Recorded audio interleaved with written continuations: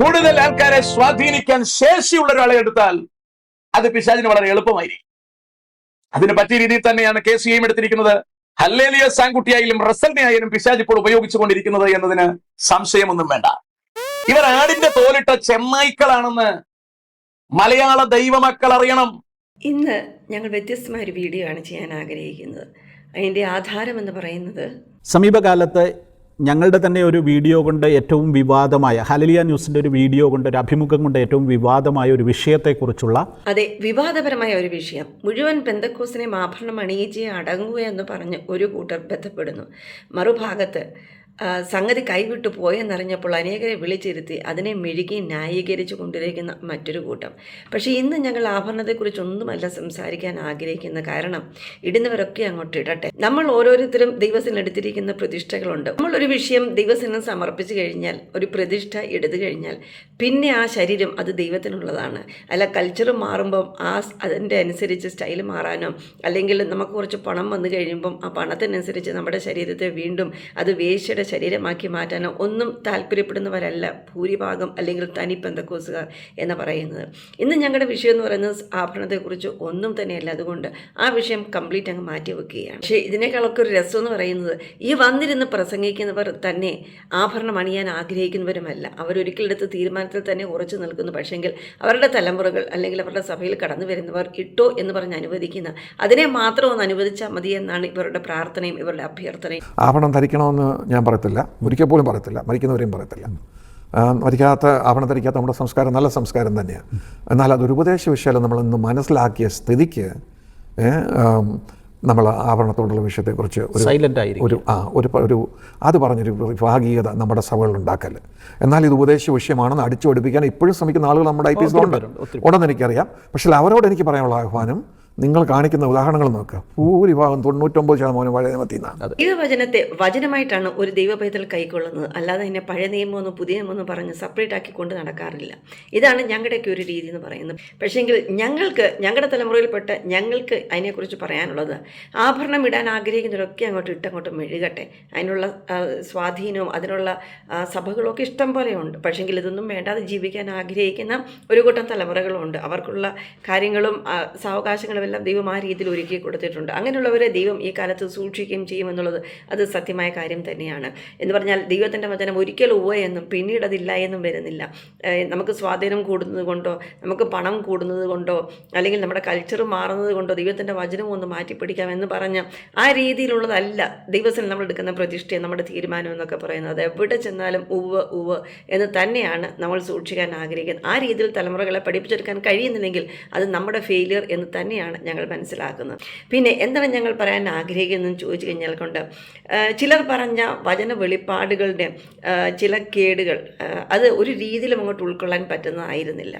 ആവശ്യമില്ലാത്തൊരു വിഷയമാക്കി ഇതിനെ ചർച്ച ചെയ്ത് കൊളവാക്കി ഒരു ദൈവദാസനെ അവഹേളിക്കുകയും, KC ജോണിനെ പോലുള്ള ആളുകളെ ഈ പീക്കിരി പിള്ളേർ അവിടെ നിന്ന് വിമർശിക്കുന്ന കേൾക്കുമ്പോഴത്തേക്ക് എനിക്ക് സങ്കടം തോന്നിട്ട് ബുദ്ധിമുട്ടും തോന്നാറുണ്ട്. അതിൻ്റെ ദൈവവചനത്തിൽ വായിക്കുന്നത് പോലെ പെന്തക്കോസിനെ ഞങ്ങൾക്കറിയാം, പാസ്റ്റർ KC ജോണിനെയും പരിചയമുണ്ട്. പക്ഷേ നിങ്ങളൊക്കെ ആരാ എന്ന് ചോദിക്കേണ്ടി വരുന്നു. കാരണം ഇന്നലെ വരെ ഒന്ന് പ്രസംഗിച്ച്, ഇന്നലെ വരെ ഒരു രീതിയിൽ ജീവിച്ച്, ഇന്ന് വന്ന് മറ്റൊന്ന് പറഞ്ഞ് ഞങ്ങൾക്ക് പണമുണ്ട്, ഞങ്ങളുടെ കൾച്ചർ മാറിയത് എങ്ങനെയാന്നൊക്കെ പറഞ്ഞ് വന്നിരുന്ന് പ്രസംഗിക്കുമ്പോഴേ തലമുറകൾ ചോദിച്ചു പോകും. പീക്കിരി പിള്ളേരെന്ന് നിങ്ങൾ വിശേഷിപ്പിക്കുന്ന, അല്ലെങ്കിൽ സ്ത്രീകളെ പോലെ പെണ്ണുങ്ങളെ പോലെ ഞങ്ങൾ വന്ന് ചോദിച്ചു പോകും. കാരണം ഒരിക്കൽ യേശു ഉവ്വ എന്നും പിന്നീട് ഇല്ല എന്നുമല്ല. ദൈവത്തിൻ്റെ വചനം സ്ഥിരമുള്ളതാണ്.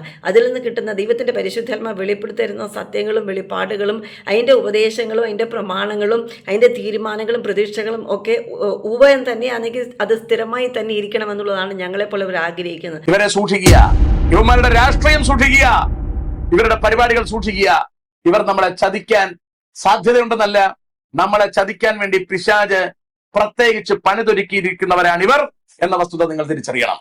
അടുത്ത് പറയുന്നു, കാറ്റുകൊണ്ടോടുന്ന വെള്ളമില്ലാത്ത മേഘങ്ങൾ, ഇല കൊഴിഞ്ഞും ഫലമില്ലാതെയും രണ്ടൊരു ചത്തും വേരറ്റും പോയ വൃക്ഷങ്ങൾ. തങ്ങളുടെ നാണക്കേട് നുരച്ചു തള്ളുന്ന കൊടിയ കടൽ തിരകൾ, സദാകാലത്തേക്ക് മന്ദതമസ് സൂക്ഷിച്ചു വച്ചിരിക്കുന്ന വക്രഗതിയുള്ള നക്ഷത്രങ്ങൾ തന്നെ.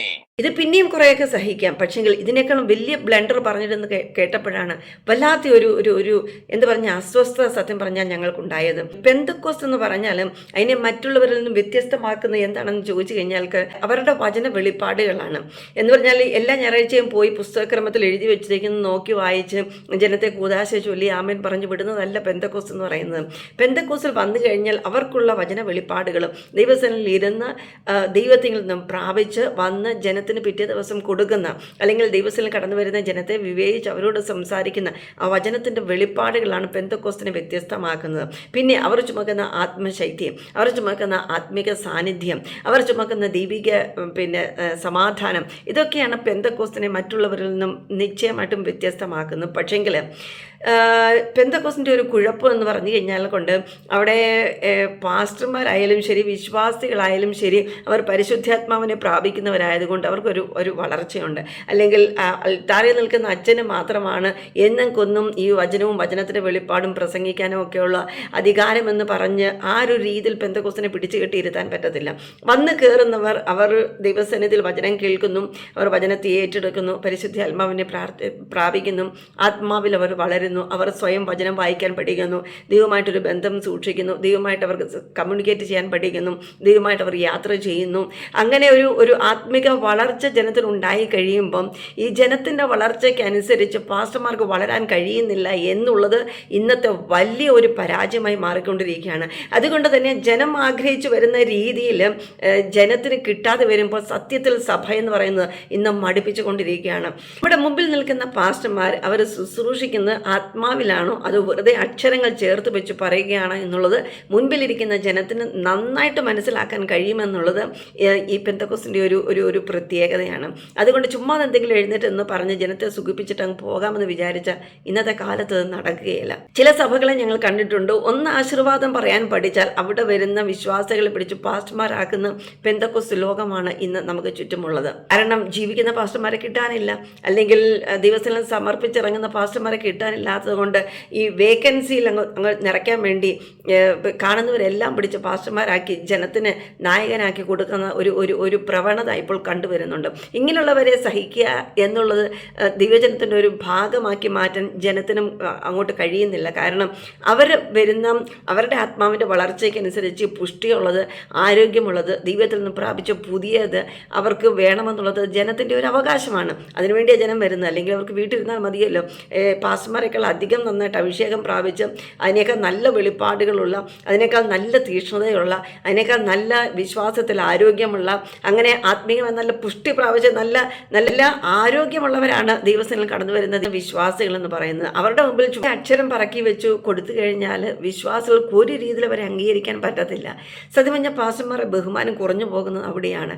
കാരണം പാസ്റ്റർമാർക്കുള്ള ബഹുമാനം കൊടുക്കുന്നത് പറഞ്ഞാൽ കൊണ്ട് അവരുടെ ഈ ശരീരത്തിൻ്റെ ഭംഗി കണ്ടിട്ടോ, അല്ലെങ്കിൽ അവരുടെ വാക്ചാതുര്യം കണ്ടിട്ടോ, അവർ പഠിച്ചെടുത്ത സർട്ടിഫിക്കറ്റ്, അവർ കൊണ്ടു നടക്കുന്ന സർട്ടിഫിക്കറ്റോ PhDയോ അതിൻ്റെ അംഗീകാരമൊന്നുമല്ല. അവർ ചുമക്കുന്ന ദൈവിക സാന്നിധ്യം, അവർ ചുമക്കുന്ന ദൈവശക്തി, അവരുടെ വായിൽ വരുന്ന ദൈവിക വെളിപ്പാടുകൾ കേട്ടിട്ടാണ് ഒരു വ്യക്തിക്ക് അവർ ആ മാന്യത കൊടുക്കുന്നത്. എന്ന് പറഞ്ഞാൽ ചുരുക്കത്തിൽ പറഞ്ഞാൽ നിങ്ങൾ ചുമക്കുന്ന ദൈവിക സാന്നിധ്യം, അല്ലെങ്കിൽ നിങ്ങൾ ചുമക്കുന്ന പരിശുദ്ധാത്മാവിൻ്റെ ശക്തി, അതിൻ്റെ പ്രദർശനം കണ്ടു മാത്രമാണ് ജനം നിങ്ങളെ അംഗീകരിക്കുന്നത്. അല്ലെങ്കിൽ ആ ബഹുമാനം വരുന്നത് പരിശുദ്ധാത്മാവിൽ കൂടെയാണ്, അല്ലാതെ നിങ്ങളുടെ പുറമേ ഉള്ള യാതൊന്നും കണ്ടിട്ടില്ല. ഞങ്ങളെയൊക്കെ സംബന്ധിച്ച് അങ്ങനെയാണ് ഞങ്ങൾ ചെയ്യാറുള്ളത്. പക്ഷേങ്കിൽ ഈ ഹല്ലേലൂയ ന്യൂസിൽ നിന്ന് കേട്ട ചില എന്താ പറഞ്ഞ് വെറും വചനം വായിച്ചു വെറും അക്ഷരങ്ങൾ പറക്കി വെച്ച ചില മർമ്മങ്ങൾ കേട്ടപ്പോൾ പണ്ടാരോ പ്രസംഗിച്ച് കേട്ടു, ഇല്ല ഈ ബംഗാളിൻ്റെ കയ്യിലിരിക്കുന്ന ചമ്മട്ടി കിട്ടിയിരുന്നെങ്കിൽ എന്ന് തോന്നിപ്പോയി. അത്രയ്ക്ക് അങ്ങോട്ട് സഹിക്കാൻ പറ്റത്തില്ല. ഈ ദൈവവചനത്തെ ഒരുമാതിരി ചുരുക്കി അതിൻ്റെ മാന്യത കളയുന്നത് കാണുമ്പോൾ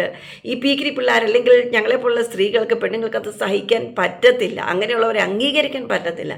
കാരണം വചനം എന്ന് പറഞ്ഞാൽ അതിൻ്റെ ആഴങ്ങളുണ്ട്. ഞങ്ങൾക്കൊരു പാസ്റ്ററിനെ പരിചയമുണ്ട്. 10-11 വർഷത്തോളം ഞങ്ങൾ അദ്ദേഹത്തെ പരിചയപ്പെട്ട് ഞങ്ങളുടെ കൂടെ സഭയിലായിരുന്നു. അദ്ദേഹം ഒരിക്കൽ പോലും ഒരു പ്രസംഗം റിപ്പീറ്റ് ചെയ്ത് പ്രസംഗിച്ചിട്ടില്ല. എന്നും പുതിയത്. വചനം ചിലപ്പോൾ റിപ്പീറ്റ് ചെയ്യാറുണ്ടായിരിക്കും, പക്ഷേ ആ വചനത്തിൻ്റെ വെളിപ്പാടുകൾ പറഞ്ഞാൽ എന്നും പുതിയതായിരുന്നു. അതിപ്പോൾ ചെറിയൊരു മീറ്റിംഗ് ആയിക്കൊള്ളട്ടെ, ചെറിയൊരു കോൺവെർസേഷൻ ആയിക്കൊള്ളട്ടെ, ചെറിയൊരു പ്രബോധനം ആയിക്കൊള്ളട്ടെ, എന്ത് തന്നെയായാലും എന്ന് പറഞ്ഞതുപോലെ പൗലോസ് പറയുന്ന പോലെ നമുക്ക് പ്രാപിച്ച് ദൈവത്തിൽ നിന്ന് പുതിയത് പ്രാപിച്ച് പുതിയത് ജനത്തിന് കൊടുക്കാൻ കഴിയണം. ഇല്ലെന്ന് വരികിൽ നിങ്ങളുടെ മാന്യത നിങ്ങൾ തന്നെയാണ് നശിപ്പിക്കുന്നത്. അങ്ങനെ ചില ഉദാഹരണങ്ങളാണ് ഇന്ന് നിങ്ങളുടെ മുമ്പിൽ നിരത്തി വെക്കുവാൻ ആഗ്രഹിക്കുന്നത്. പത്രോസ് പറയുന്ന ഒരു വാക്യം, എനിക്കത് കൃത്യമായിട്ട് ഞാൻ ഓർക്കുന്നില്ല, എപ്പോഴോ വായിച്ചത് ഓർക്കുന്നത്, അത് നിങ്ങളിൽ മാനം കുറഞ്ഞ അവയവത്തെ എന്ത് ചെയ്യുന്നു? അണിയിക്കുന്നു. മാനം കുറഞ്ഞ പിന്നെ അവയവത്തെ നമ്മൾ എന്തു അണിയിക്കുന്നത്? ആഭരണമല്ലേ അണിയിക്കുന്നത്, അല്ല. ഇദ്ദേഹം പറയുന്നത് കേട്ടപ്പോൾ ഞങ്ങൾക്ക് തോന്നിപ്പോയത് ദൈവം ഉണ്ടാക്കിയ ശരീരത്തിന് എന്തൊക്കെയോ മാന്യത കുറവുണ്ട്, അതിനു വേണ്ടി അണിയിക്കാൻ സ്ത്രീകൾ ധരിക്കുന്ന ഒന്നാണ് ആഭരണം എന്നുള്ളതാണ് പറഞ്ഞു വെച്ചിരിക്കുന്നത്. അയ്യോ, ഇതൊക്കെ കേട്ടിട്ട് ഇതിന് ആമേൻ പറയാനോ അല്ലെങ്കിൽ കേട്ടിരിക്കാനോ ഞങ്ങളെപ്പോലവർക്ക് ഭയങ്കര ബുദ്ധിമുട്ടുണ്ട്. ഒന്നാമത്തെ കാര്യം, അത് പറയുന്നത് പത്രോസ് അല്ല, അത് വിശുദ്ധ പൗലോസ് 1 കൊരിന്ത്യർ 12-ാം അധ്യായത്തിലാണ് പറഞ്ഞിട്ടിരിക്കുന്നത്. കൃപാവരങ്ങളെക്കുറിച്ചാണ് പറഞ്ഞിരിക്കുന്നത്. ദൈവത്തിൻ്റെ സന്നിധിയിൽ കടന്നു വരുന്ന സകല ജനവും അത് ദൈവിക ശരീരത്തിൻ്റെ ക്രിസ്തുവാകുന്ന ശരീരത്തിൻ്റെ അവയവങ്ങളാണ്. സകലരും ഒരുപോലെ മാനിക്കപ്പെടണം. ചെറുത് എന്ന് പറഞ്ഞ് നമുക്ക് ഒരു അവയവത്തെ മാറ്റിവെക്കാൻ പറ്റത്തില്ല. ചിലരിൽ ദൈവം കൃപകൾ കൊടുത്ത് അവരെ കൂട്ടിച്ചേർത്ത് ഇണക്കി വെക്കുന്നു. പത്രോസും പൗലോസും എന്ന് പറയുന്നവർ മറ്റുള്ള ജാതികളെ അംഗീകരിക്കുക എന്ന് പറയുന്നത് ഭയങ്കര ബുദ്ധിമുട്ടുള്ളൊരു വിഷയമായിരുന്നു. അതിൻ്റെ നടുവിലാണ് ദൈവം അവർക്ക് കൃപ കൊടുത്ത് ഇവരുടെ മേൽ പകർന്ന അതേ പരിശുദ്ധാത്മാവ് ജാതികളും പകർന്നു കൊടുക്കുന്നതൊക്കെ കണ്ടു കഴിഞ്ഞപ്പോഴാണ് അവർ ജാതികളെ ചേർത്ത് പിടിക്കാൻ തുടങ്ങിയത്. അങ്ങനെയുള്ള വിഷയങ്ങൾ പറഞ്ഞിട്ടാണ് പൗലോസ് പറയുന്നത്, നിങ്ങളുടെ ശരീരത്തിന് മാനം കുറവെന്ന് തോന്നുന്നതിന് അധികം മാനം അണിയിക്കുന്നത് പോലെ എന്ന് പറഞ്ഞാൽ ദൈവം കൃപകൾ കൊടുത്ത് കൃപാവരങ്ങൾ കൊടുത്ത് ദൈവസഭയിൽ ദൈവം സകലരെയും ജാതികളായവരെയും യഹൂദന്മാരെയും യവനന്മാരെല്ലാം ചേർത്ത് പിടിച്ച് അത് ക്രിസ്തുവിൻ്റെ ശരീരത്തിൻ്റെ ഭാഗമാക്കി വെക്കുന്നുള്ള ഭാഗമാണ് ഇദ്ദേഹം ഉദ്ധരിച്ച് പറയുന്നത്. പക്ഷെങ്കിൽ ഇദ്ദേഹം പറയുന്നത് കേട്ട് കഴിഞ്ഞാൽ നമ്മുടെ ശരീരത്തിന് എന്തൊക്കെയോ കുറവുണ്ടായിരുന്നു, ആ കുറവുകൾ നികത്താൻ വേണ്ടി ആഭരണം നമ്മളെടുത്തിട്ട് അണിയിക്കുന്നു. അയ്യോ, ഇത് കേട്ടിരുന്നേച്ച് അല്ലാത്ത ഒരു രക്തത്തിലൊരു തിളപ്പാണ് സത്യം ഉണ്ടായത്. കാരണം ദൈവവചനത്തിൻ്റെ മാന്യത കുറച്ച് കളയുന്ന ഇങ്ങനത്തെ പറക്കി വെക്കുന്ന അക്ഷരങ്ങൾ കേട്ട് അതിന് സ്തോത്രം പറയാനോ ആമേൻ പറയാനോ പ്രതികരിക്കാതിരിക്കാനോ പറ്റത്തില്ല. ഇനിയുമുണ്ട്. നമ്മൾ സ്നാനപ്പെടുമ്പോൾ പോലും നമ്മൾ നമ്മുടെ ബെൽറ്റ് ഊരി വെക്കും, നമ്മുടെ വാച്ച് ഊരി വെക്കും, മൊബൈൽ ഫോൺ പോക്കറ്റിൽ നിന്ന് എടുത്ത് മാറ്റി വെക്കും. That's all. അതിനേക്കാൾ ഉപരിയായൊരു സന്ദേശമുണ്ട് കുട്ടി. കാരണം നമ്മൾ പറയുമ്പോൾ എല്ലാം വ്യക്തമായിട്ട് പറയണമല്ലോ. കാരണം 1-ാം നൂറ്റാണ്ടിൽ സ്നാനം ഭയങ്കര സീരിയസ് വിഷയമായിരുന്നു. അതുകൊണ്ട് സ്നാനപ്പെടുന്നതിന് മുമ്പേ നമ്മൾ ഡയറക്റ്റ് നമ്മൾ പഠിക്കുമ്പോൾ മനസ്സിലാക്കുന്നത്, സ്നാനപ്പെടുന്നതിന് മുമ്പേ സ്നാനപ്പെടുത്തുന്ന ഭാഷ ഒരാഴ്ച ഉപവസിക്കണം, സ്നാനപ്പെടുന്ന സ്നാനാർത്ഥികൾ ഒരാഴ്ച ഉപവസിക്കണമായിരുന്നു. മനസ്സിലായോ? എന്നിട്ട് അവർ ഈ ആഭരണമെല്ലാം ഊരി വെച്ച് ദൈവസ്ഥാനിൽ വാസ്തവമായിട്ട് അനുഭവിച്ച് 100% അനുഭവിച്ച് ഒരു പുതിയ ജീവിതം ആരംഭിക്കാനുള്ള ഒരുക്കത്തോടുകൂടാണ് സ്നാനജലത്തിലേക്ക് ഇറങ്ങുന്നത്. അതായിരുന്നു സ്നാനത്തിൻ്റെ. അപ്പോൾ അവർ സ്നാനത്തിന് കൊടുത്ത മൂല്യത്തിൻ്റെ ഒരു പ്രാധാന്യം കൂടെ. വാച്ച്, മൊബൈലിൽ ഈ ബെൽറ്റ് എന്നൊക്കെ പറയുന്നത് വെള്ളത്തിൽ വീണ വെള്ളം കീറുന്ന സാധനമാണ്, കേടാകാൻ എല്ലാ ചാൻസും ഉണ്ട്. അതുകൊണ്ടാണ് എന്നെപ്പോലെയുള്ളവരൊക്കെ ഇങ്ങനെയൊക്കെ സാധനങ്ങൾ വെള്ളത്തിൽ വീഴാതെ സൂക്ഷിക്കുന്നത്. പക്ഷേ അതുപോലെയാണ് ആഭരണം. അതിന് വെള്ളം പിടിച്ചാൽ എന്ത് കുഴപ്പമാണുള്ളത്? അതിനാണോ ആഭരണം മാറ്റി വെക്കുന്നത്? നമ്മുടെ ശരീരം ദൈവത്തിൽ സമർപ്പിച്ചു കഴിഞ്ഞാൽ കൊണ്ട് സ്നാനത്തിൻ്റെ ആ അർത്ഥം മനസ്സിലാക്കി നമ്മൾ ദൈവമായിട്ട് ദൈവത്തിൻ്റെ ശരീരമായി തീരുകയാണ്. അതിനകത്തിൽ ഈ ശരീരത്തെ കൂടെ സമർപ്പിച്ചാണ് സ്നാനം എന്ന് പറയുന്ന ഒരു വിഷയത്തിലേക്ക്, അല്ലെങ്കിൽ പെന്തക്കോസ്തിൽ വന്ന് ചേരുമ്പോൾ നമ്മൾ ഈ ശരീരത്തെ ദൈവത്തിന് സമർപ്പിക്കുകയാണ്.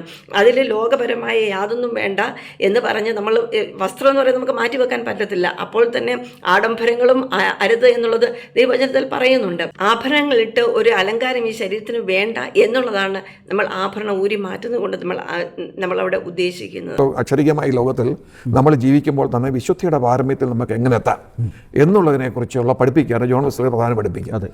അപ്പോൾ അതിനെക്കുറിച്ചുള്ള പഠനങ്ങൾ ആഴമായിട്ട് പഠിച്ചു വന്നപ്പോഴാണ് ഈ അനാബാപ്റ്റിസ്റ്റുള്ള മാതൃക പിന്തുടരാൻ അദ്ദേഹം തീരുമാനിച്ചു, ആഭരണം ഊരി വെക്കാൻ തീരുമാനിച്ചു. ഇവർ തന്നെ പറയുന്നു അത് വിശുദ്ധിയുടെ ഒരു ഭാഗമായിരുന്നു എന്നുള്ളത്.